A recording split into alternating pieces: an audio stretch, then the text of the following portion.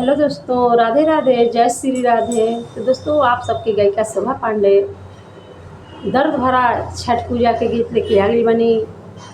देखी छठ माई जेकरा पयाख है फेर देवेली, नज़र फेर देवेली, मालो माल हो जाला।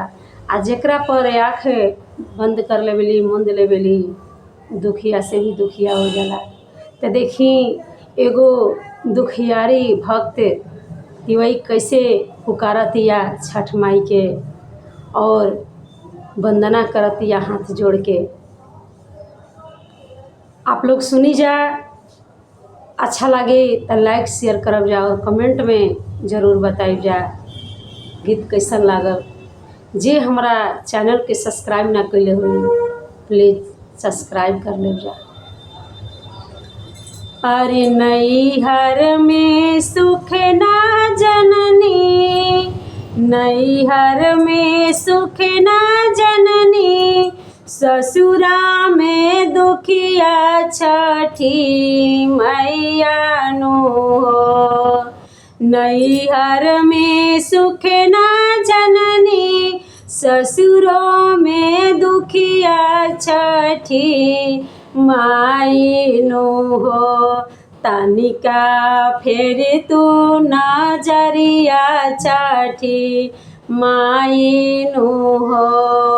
तनिका फेर तू नजरिया छठी माई नु हो। दुनिया से थकी आईनी रौरी चरनिया छठी मैया नु हो। दुनिया से थकी आईनी, दुनिया से हर के आईनी, रौरी चरनिया छठी मैया नु हो। तनिका फेर तू नजरिया छठी मैया नु हो। तनिका फेर तू नजरिया छठी मैया नु हो। अरे नाही दिहलू धन संपतिया, नाही गोद में बालकवा छठी माई नु हो।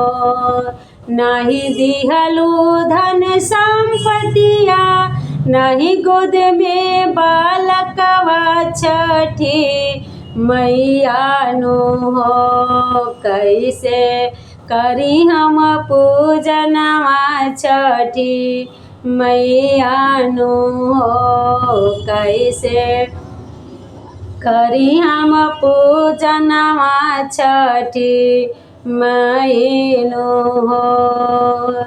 सबका के दिहलू छठी माई, सरब से सुखवा छठी माई नु हो। सबका के देलू छठी माई, सरबे से सुखवा छठी माई नु हो। तनिका फेर तू नजरिया छठी माई नु हो।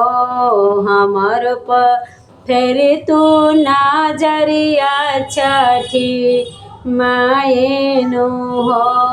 हमहू करबो बरतिया छठी माई नु हो। अरे चुप हो खू, चुप हो खू, अरे तिवैया नैना लोर पोछू रे। तिवई देवो संपतिया लोरवा पोछू नु रे। देवो गोदी में बालकवा लोरवा पोछू नु रे। देवो तोहरो के सुखवा तिवई लोर पोछू नु रे।